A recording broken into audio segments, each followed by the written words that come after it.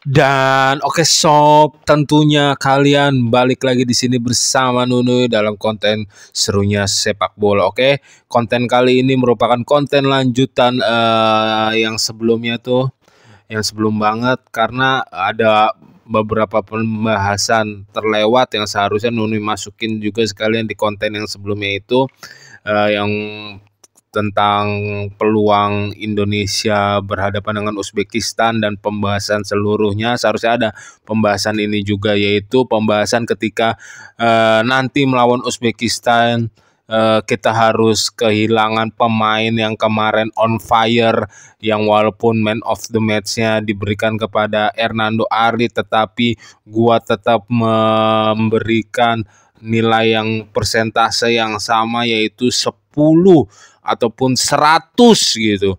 Yaitu Rafael Strike terkena hukuman akumulasi kartu sehingga nanti dia tidak bisa berkontribusi ikut bertanding melawan Uzbekistan. Oke. Tetapi ketika Rafael Strike tidak bisa ikut bertanding, tidak bisa bermain, ada dua sosok yang bisa dipersiapkan Sintayong, dan gue pengen membahas taktik apa saja yang bisa menjadi pilihan Sintayong selanjutnya. Misalkan taktik itu adalah yang dimainin menjadi penyerang bayangan, penyerang false nine lah, dan semacamnya, itu ada bisa dimainkan Marcelino di depan sebagai penyerang bayangan ataupun Witan Sulaiman. Oke. Namun ketika Witan Sulaiman masuk di sini, kita bisa mainkan Kelly Destroyer sebagai winger kanan, sayap kanan, ataupun yang bisa dimainkan sebagai sayap kanan lagi itu adalah Fajar Faturrahman bisa, karena belakangnya bisa diisi Rio Fahmi ataupun Bagus. Nah, terus yang opsi selanjutnya itu ketika Marcelino yang didorong ke depan, bermain menjadi striker bayangan atau false nine. Ketika Marcelino dorong ke depan, kita butuh pemain tengah, kita butuh pemain yang bisa bekerja keras juga di lini tengah. Itu ada mungkin kalau Ivar Jenner dan siapa lagi, Nathan, sudah tepat posisinya menjadi jangkar yang bisa dimainkan menjadi lebih bervariasi, lebih berkontribusi di lini tengahnya, itu Arhan Fikri. Oke? Dan gue mau sampaikan kepada kalian semua, stop bully Arhan Fikri. Pemain top dunia manapun pernah melakukan kesalahan, pernah melakukan kegagalan di saat apapun, apalagi itu di saat mengambil penalti. Oke?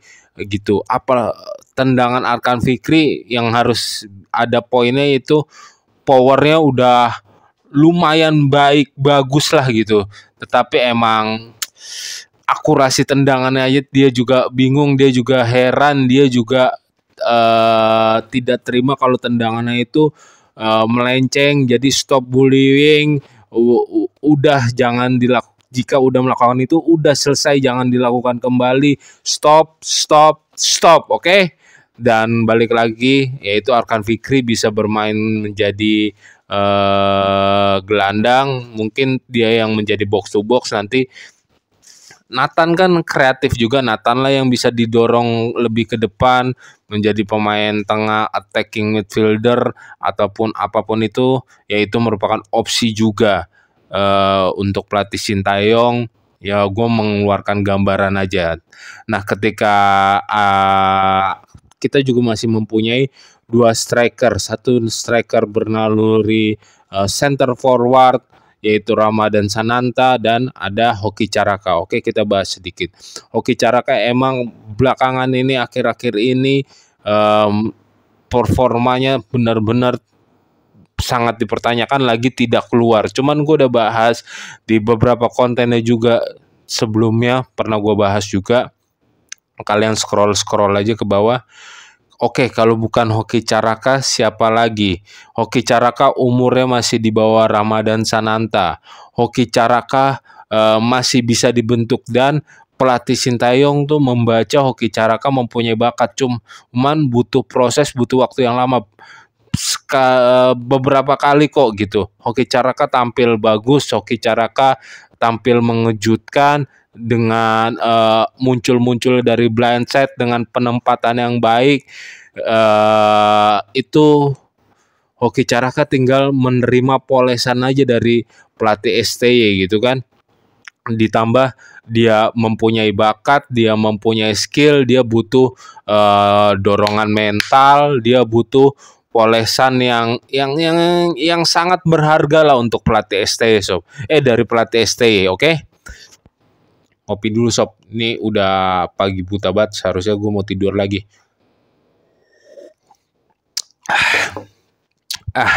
Lanjut, ada ya kalau bukan Hoki Caraka siapa lagi gitu yang mempunyai bakat, yang punya talenta yang bisa dibentuk sama Sintayong, yang bisa dijadikan. Ini merupakan program pangkas generasi juga Hoki Caraka yang sangat-sangat very positif kalau menurut gua. Tinggal dikasih kalau beberapa kali kesempatan lagi ya, kalau nggak jadi ya kita lihat nanti aja gitu kan. Tetapi untuk sekarang ini baik pun di timnas U23 ataupun sesekali di timnas senior, kehadirannya untuk kerja keras pressing juga. Hoki Caraka kan juga mau untuk kerja keras, mau untuk mempressing, mau untuk adu speed, mau untuk berbenturan, walaupun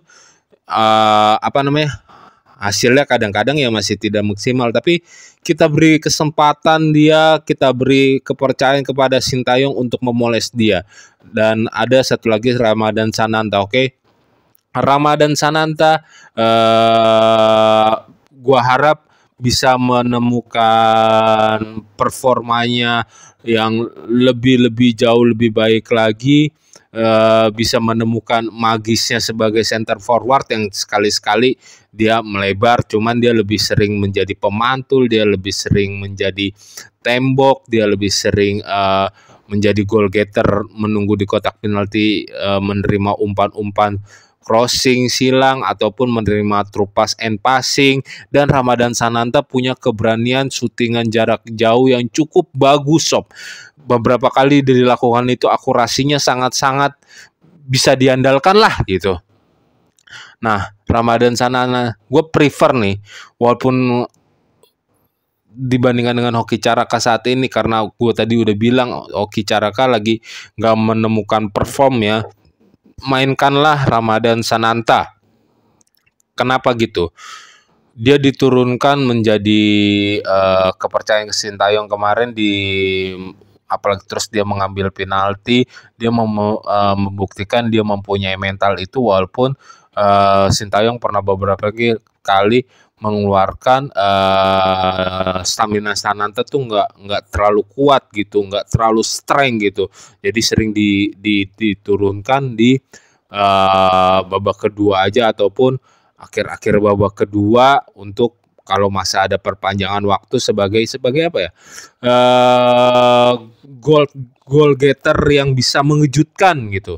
Nah, gue pengen Ramadhan Sananta diturunkan dari awal, ataupun kalau misalnya itu Hoki, ada kemungkinan juga Hoki yang diturunkan dari awal. Hoki dihabiskan staminanya biasanya kayak seperti sebelumnya ada di permainan timnas senior lawan Vietnam tuh, Hoki diturunkan dari awal, udah langsung Hoki lari-lari kemana aja, udah langsung pressing untuk menguras tenaga pemain belakang lawan juga. Dan itu berhasil dilakukan ketika timnas Indonesia melawan Vietnam di kualifikasi Piala Dunia kalau nggak salah. Nah, itu perannya Hoki benar-benar penting, benar-benar ada kontribusinya, bisa dipakai strategi itu juga kok sob. Namun ketika itu balik lagi ya, gue pengen melihat Ramadhan Sananta menemukan sentuhannya kembali di timnas Indonesia, menemukan magicnya kembali di timnas U23. Gue yakin dia bisa berkontribusi untuk nyata, apalagi dia tipe-tipe striker center forward yang mempunyai style juga, yaitu bisa shootan dari jauh, congkel, chip pernah yang gue lihat di SEA Games tuh. Terus sering ada volley yang akurasinya dan momennya sering tepat juga. Ya, semoga Ramadan Sananta bisa menjadi jawaban untuk tidak adanya Rafael Struijk. Kalau dibandingkan dengan Hoki Caraka dan Rafael Struijk Hoki Caraka dan Rafael Struijk tuh mirip-mirip lah ya, walaupun secara permainannya Rafael Struijk masih 2 tingkat lah di atas Hoki Caraka gitu. Tapi kalau Rafael Struijk dan Sananta itu kan agak berbeda tipe, agak berbeda karakter. Makanya sering ketika Rafael Struijk yang sudah main, Sintayong menurunkan Ramadan Sananta. Dan gua harap kalau dibandingkan dengan Hoki Caraka saat ini, ya gue prefer Ramadan Sananta aja yang main. Gue pengen dia menemukan sentuhannya kembali, sentuhan yang gemilang untuk timnas Indonesia. Dan saat ini mungkin lawan Uzbekistan menjadi jawabannya bagi Ramadan Sananta. Oke sob, kalau menurut kalian gimana?